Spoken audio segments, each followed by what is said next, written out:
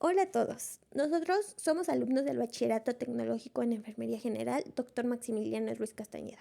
Y el día de hoy les vamos a hablar sobre la libertad de culto. Este tema es impartido por la materia de Historia de México y por la docente Sandy Itzel Domínguez Mondragón. Nuestro equipo está integrado por Sauri Jacqueline Morales García, Cristal de Jesús Trejo, Miguel Ángel Miranda Osorio y Homero Martínez Martínez. Y ahora sí, empezamos. ¿Qué es la libertad de culto?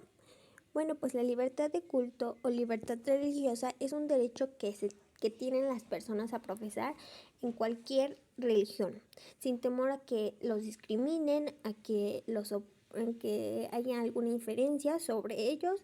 Y pues este se trata de uno de los derechos más fundamentales de la humanidad. En la práctica, la libertad de culto incluye el derecho a crear lugares de adaptación, reunirse para ceremonias y educar sobre las propias creencias y no ser discriminado por la religión que se profesa. La Ley de Libertad de Culto en México se promulgó el 4 de diciembre de 1860 durante el gobierno de Benito Juárez. Esta ley estableció la libertad de culto y la separación entre la Iglesia y el Estado. La Ley de la Libertad de Culto en México fue promovida y firmada por el presidente Benito Juárez el 4 de diciembre de 1860. Sin embargo, también fue un esfuerzo conjunto de Congreso de la Unión y otros líderes políticos de la época. Benito Juárez, presidente de México en ese momento y principal promotor de la ley. Congreso de la Unión. El Congreso de la Unión de México aprobó la ley y le envió al presidente Juárez para su firma. Líderes liberales. Otros líderes liberales de la época como Melchor Ocampo y Santos Degollado también jugaron un papel importante en la creación de esta ley. Como sabemos, pues todo acto tiene una consecuencia. También la libertad de culto tuvo algunas Estaré fuera de tu consecuencias, vida desde ahora. como por Solo ejemplo la nunca separación regresaré. de la Iglesia y el Estado. Correcto. La ley se le estableció la separación entre la Iglesia católica y el Estado mexicano, Adiós. pues lo que permitió Adiós. la libertad de culto y la igualdad entre la ley para todas las religiones. También pues ¿No me vas tuvo a extrañar?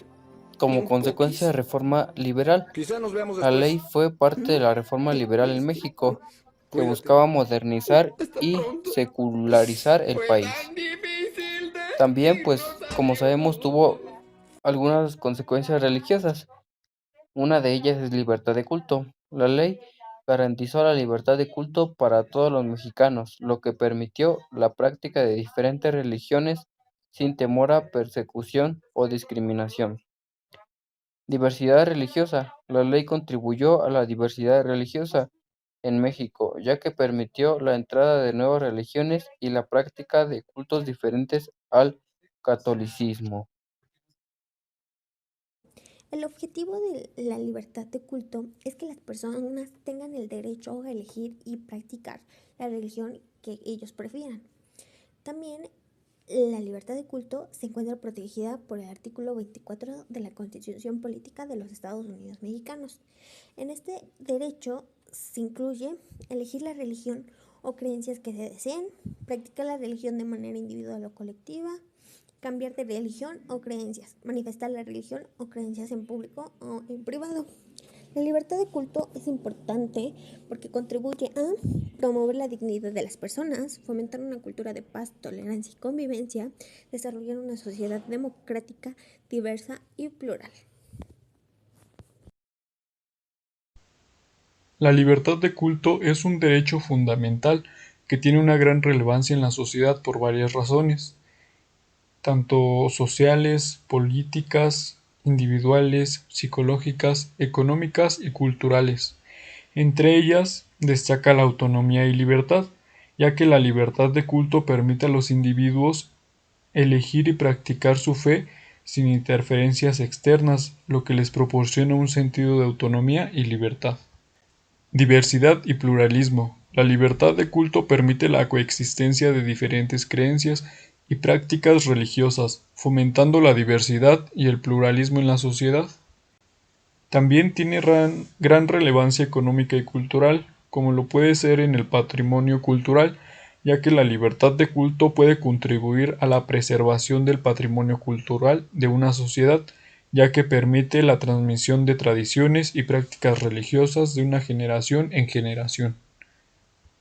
Por otro lado, también entran en juego los factores individuales y psicológicos, como lo puede ser el bienestar emocional y espiritual, ya que la libertad de culto puede contribuir al bienestar emocional y espiritual de los individuos, ya que les permite expresar sus creencias y prácticas religiosas. Por último, tenemos la tolerancia y el respeto, ya que la libertad de culto promueve la tolerancia y el respeto hacia las creencias y prácticas de otros, lo que ayuda a prevenir conflictos y promover la convivencia pacífica. Condiciones de la libertad de culto. Respeto a la ley. La libertad de culto debe de ejercerse de acuerdo con la ley y sin violar los derechos de otros. No discriminación. La libertad de culto no debe utilizarse para discriminar a otros por razones de raza, género, orientación sexual, religión u otra condición. No violencia. La libertad de culto no debe utilizarse para promover la violencia o la intolerancia hacia otros. Respeto a la orden pública. La libertad de culto debe ejercerse de manera que no pueda perturbar el orden público y la seguridad nacional.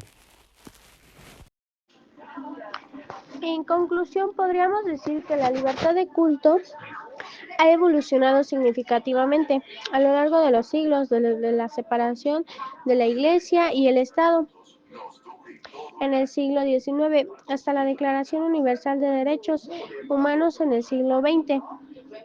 La libertad de culto ha sido un tema relevante a lo largo de la historia, especialmente en el siglo XIX y XX, así como también la educación y el diálogo interreligioso, se han convertido en una herramienta importante para promover la tolerancia y la comprensión entre diferentes religiones y creencias, ya que la libertad de culto protege los derechos de todos los grupos y todas las personas, entre ellas las más vulnerables, sean religiosas o no.